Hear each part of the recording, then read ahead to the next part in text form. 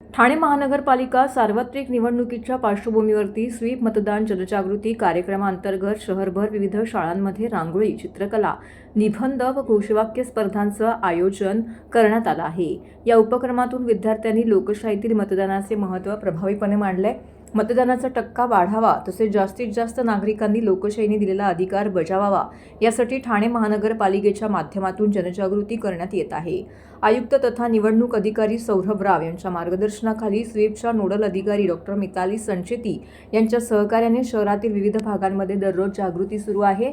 ठाणे महानगरपालिकेच्या शाळा क्रमांक 56 ओवळा येथे मंगळवारी रांगोळी स्पर्धा घेण्यात आली. रंगीबेरंगी रांगोळ्यांच्या माध्यमातून मतदान हा आपला हक्क आणि कर्तव्य हा संदेश विद्यार्थ्यांनी सर्जनशीलतेने पोचवला.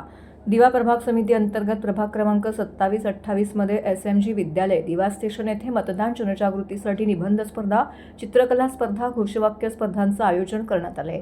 या कार्यक्रमात शाळेचे मुख्याध्यापक अनंत धातवे, सर्व शिक्षक वृंद, विद्यार्थी मोठ्या संख्येने उपस्थित होते.